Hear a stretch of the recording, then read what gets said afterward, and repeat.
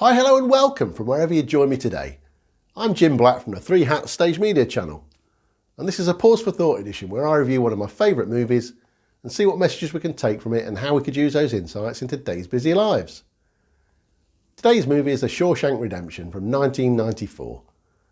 It's based on a book by Stephen King called Rita, Hayworth and The Shawshank Redemption, and the screenplay is by Frank Darabont, who also did The Green Mile. There's an all-star cast. We've got Tim Robbins, he plays Andy Dufresne, and you'll know him from Mystic River, City of Embers and High Fidelity, which was a recent review of mine if you want to catch it after this one. Morgan Freeman plays Red, and he was in Las Vegas, Seven and also Deep Impact, where he played the President of the United States. Bob Gunton, he plays Warden Norton, and you may know him from The Lincoln Lawyer, The Mentalist, and he had a cameo part in The Green Mile where he's in the crowd at one of the executions, if you look carefully. You've got William Sadler. He plays Hayward. And if you've ever seen Bill and Ted's Bogus Journey, you'll know him as the Grim Reaper, playing Twister against the pair of them. And Clancy Brown plays Hadley, and he was also in Pet Sematary 2, another book by Stephen King. Then you've also got Mark Rolston, Jeffrey DeMunn, James Whitmore and Brian Libby, to name but a few. So I ask, is it right? Fear can keep you a prisoner? And if so, can hope always set you free? Let's get into this review and find out. We can all live with fear each and every day. It can trap us in our minds and in the worlds in which we live in. But while we've got hope, there's always a chance we can be set free. Those around you can help if you look for that help from them. And you can also help those too. Andy Dufresne gets sent to Shawshank Prison for 2 murders that he didn't commit. And we're going to see how he deals with fear as well as hope that he lives with each and every day as he meets the inmates and the prison officers, and see how it can affect his life while he's there. Let's get into the plot and follow Andy's story. The Shawshank Redemption is another great movie, and that's why it's many people's favourites and not just mine. This movie deals with some difficult issues. There's good and bad and right and wrong. There's evil people locked up in prison, but they're all in there serving time for crimes they've committed. And hopefully they can find some sort of atonement from that and become better people as a result. They can't change what they've done because it's already happened. But we do believe that everybody has a future. It starts in 1947 in a courtroom where we see Andy Dufresne up for the double murder of his wife and her lover, a murder that he says he didn't commit. The jury, however, find him guilty and send him to Shawshank Prison. Next we meet Red. He's been at Shawshank for 20 years for committing the murder of his wife, a neighbour and a child. He cut the brake pipes on a car to try and claim the insurance money, and it all went wrong. He's narrating the story in the first person at different points throughout this movie. Next we see the prison bus arrive at the prison. He's got the new inmates in, and as usual, it's a deep and dark place for a lot of people, especially first-timers. And the other inmates play a game of who will last the night first. They all pick an inmate out, a new one, and decide who it's going to be. And then there's bounty for all of them that win. I told you it's a hard place, and it's the survival of the fittest. And it is sad because the weakest don't survive. Next we see the warden and Hadley. He's his chief officer, and they're reading the Riot Act at the new prisoners. The warden tells them the only thing they need in there is the Bible, because salvation lies within. After a month, Andy approaches Red because he finds out that Red is a person that can get anything, obviously smuggled in through different means, and people pay him in cigarettes and money, whatever they've got lying around. He asks him for a small rock hammer because he likes geology and he wants to do some shaping of some stones to make some chess pieces. Red agrees, and he gets the hammer for him.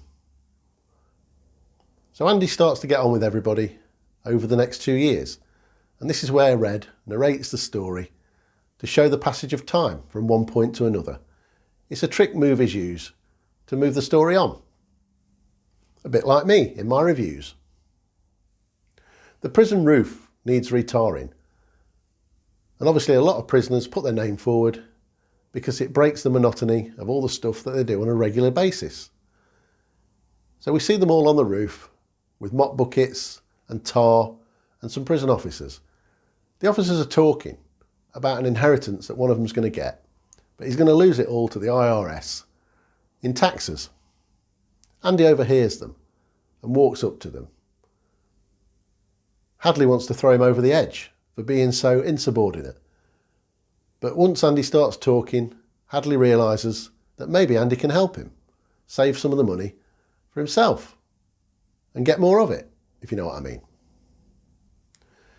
In return, he asks for beers for the men, and they all sit on the roof drinking cold beers at 9 o'clock in the morning. Next we see Andy and Red playing checkers. That's drafts for those of you in the UK. And it starts to show a friendship that's forming over a period of time, because 3 or 4 years has now passed. There's a movie playing. It's Gilda, in which Rita Hayworth appears. Andy asks Red if he can get a picture of her, to which he agrees. Next we see Andy go off, and Boggs, who's one of the main inmates, who's a bit of a troublemaker and a bit nasty, with his group of friends, decide to beat Andy up and try and do some other things to him that aren't very nice. Andy takes a severe beating and ends up in the infirmary. And Boggs also gets a severe beating from the guards, because the guards are even starting to like Andy now because he does the tax returns for them. Boggs gets sent away, so Andy doesn't have any more problems. Well, any more problems with Boggs, that is. The governor goes to visit Andy in his cell. He wants to size him up because everybody's talking about him. And the governor may have some plans that he wants Andy to take part in at some point in the future. They have a chat, he seems to get on with Andy, and off he goes. He also suggests that Andy goes to work in the library, which will be a lot better than working in the laundry, where he's had many problems. When he gets to the library, Brooks is working there. He's one of the oldest inmates that's at the prison. And Andy decides that because there isn't many books in there, he needs to do something about it. So he asks the warden, now he's got a new friendship with him, if he can write a letter a day to try and get some books and some money. The governor agrees and lets him get on with it. This is where we see another bit of prison life. And Brooks had been in prison for about 60 years and he was going to be released because his parole had come up. It couldn't be any more damage to society, so he's released, where he ends up packing bags in a shop and living in a halfway house. The world's changed in that time. He's confused, he's frightened, and he's got that fear that I talked about earlier. Then the books arrive. It's taken Andy a long time to get them. There's books and records and also a cheque for $200. Andy wants to play some records and he's unloading everything and he's told to move everything out before the governor gets back because it's all been put in the governor's office. This is where Andy locks the door and puts a record on, just playing to himself to start with. He's not heard music for a long time of any decent quality, and it's a Marriage of Figaro by Mozart. The piece of music is called Sul Aria. It's a duettino by two women, and Andy decides that he's going to put the microphone that goes out to the whole of the prison down to the record player and turn the microphone on full so the whole of the prison can hear it. Of course, the guards don't like this, and the governor certainly doesn't like it, and they have to break into the office to turn it off. All the men are just standing there, and Red narrates the fact that he doesn't know what the two women are singing about, but it was so beautiful that nobody cared. Now, a little bit of trivia here is that the two women in the piece are singing about trying to get one of the women's husbands into an assignation with the other to test out his fidelity and see if he can be tempted by another. I just thought you'd like to know that, because you will hear the piece if you listen to the movie. Andy's now been at the prison 10 years, and Red has been there 30 years, and he's up for parole again. This is the second time we see the parole piece, and he doesn't get parole on this occasion either. Red's quite happy with this, because he's one of those institutionalised people that likes the routine that he's already got. Even though it's a bad place, it's what he knows, and it's what he calls home. We all get like that at times, and we're happy in the surroundings that we are. And that's why sometimes fear is there that doesn't let us out. But there's always something else, if you want to try it, that is. After another 4 years of writing letters, because he didn't stop after the first 2, the authorities decide to give Andy $500, and he uses that to get books and build a library. The governor likes this very much, because he's going to put this to his advantage. He's going to tell everybody that his prison is like no other, and he's going to use this as a stepping stone to some other things that he wants to try out. He wants to get some workers from the prison to go out and do the jobs to reduce the taxpayers' bills for all the people. It's a great idea, it's a great incentive. However, the things behind it may be not so good. He's going to cream off some money from each job and line his own pockets with it. And this is where he needs Andy, who's an accountant, bank manager, and a man that knows his way around the financial services. Andy's reputation for doing taxes and finances goes beyond Shawshank. And we see other officers from other prisons coming to see Andy. He's got forms that he needs, that they need, and he saves them all a lot of money. It's just loopholes, that's all it is. But if there is a loophole, then why shouldn't you exploit it? As long as it's honest, that is. Next we see the arrival of Tommy. It's 1960s now, and Tommy's got the sideburns and the quiff. You know, the music out there has changed, as you can tell from the different types of inmates that are coming in. Tommy's somebody that's been in a lot of prisons. He keeps getting caught for crimes that he commits. Andy actually says, "You're not very good at what you do. Maybe you should try something else," which sparks a fire inside Tommy, and he wants to get his high school diploma. Now, Andy's got a reputation for this as well. He's already got a lot of inmates to get educated, to get reading, and to better themselves. When Tommy hears the story about Andy being in prison, he can't believe it. Because in a prison some years ago, he shared a cell with a man that said he committed the murder of a man and a woman. And this is the same man and woman that Andy is supposed to have killed all those years ago. Andy goes to tell the governor, who seems excited by it, but also wants to tell Andy that it may not be true. You know, there's a young guy, he's been influenced, he thinks Andy wants to hear something, so he tells it him. Andy's not happy with that, and he wants the governor to do something about it. The warden isn't very happy with this about Andy, so he puts him in solitary confinement. And at this point, we then see all the men realising that Andy's been put in, and they all think it's a little bit tough because a month is the longest that anybody's ever gone into solitary confinement. But the governor really wants Andy to think about what he's doing. It can't be true, and that's the end of it. We see Tommy, who's taken his high school diploma, get a C+. So now he's qualified, and when he gets released in a year's time, he can go out and get a proper job and support his wife and small child. The governor needs to do something else, and this is a really bad part of the movie. For Tommy anyway. He takes Tommy outside late one night, gives him a cigarette, makes him feel at ease, asks him if everything that he said is truthful.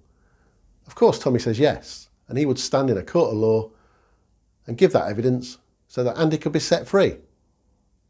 The governor says, "No worries, I'll get it all sorted." And he walks away. And as he walks away, He nods at Hadley. The next thing you hear is gunshots, and we see Tommy lying dead on the floor. I told you it was sad, but also it solves the problem for the governor. With Tommy being dead, he can't testify. Therefore, what he heard can't be used in court, and Andy can't be released. He goes to tell Andy. Andy is very upset by this. He says it's not good enough.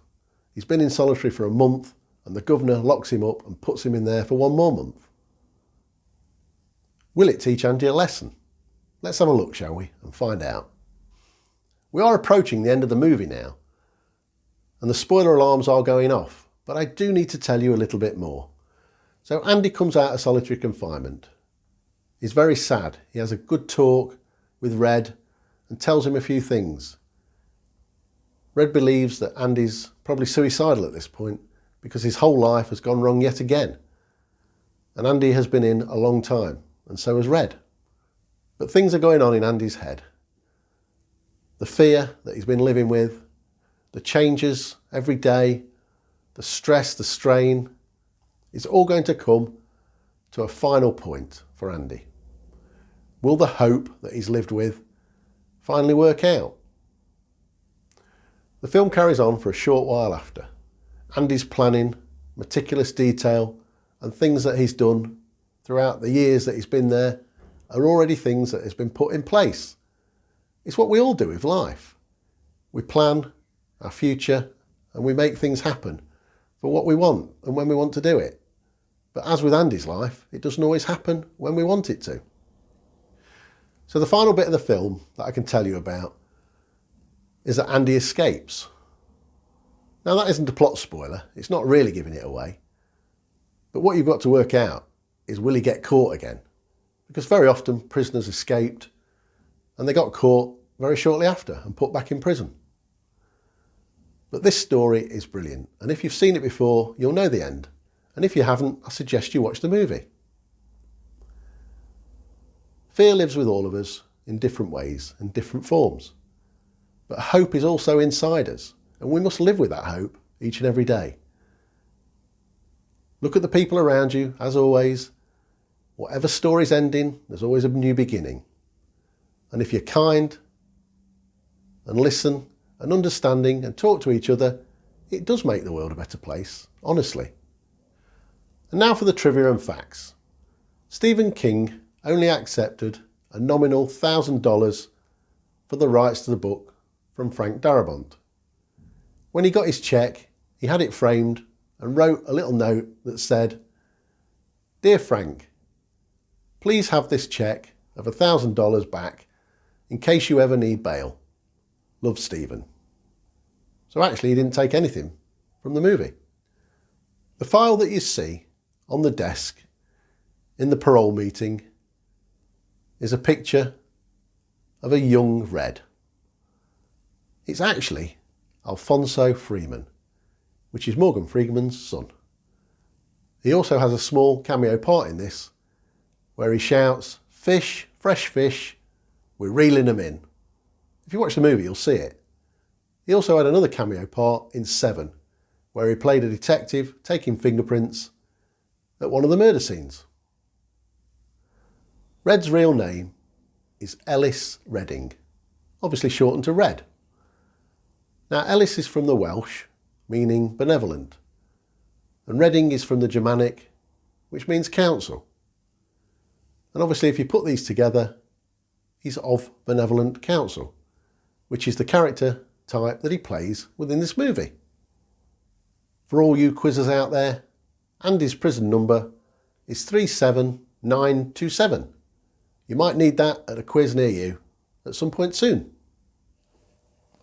The final bit of trivia I've got for you is in two parts, and it's to do with the Bible that Andy's got. When the governor meets Andy for the first time in his cell, Andy's reading the Bible. The governor takes it off him, and Andy hopes that he won't open it. As he leaves the cell, the governor's still got it in his hand, and he passes it back through the bars, and he says, "You do know that salvation lies within this?" And Andy says yes, and takes it back off him.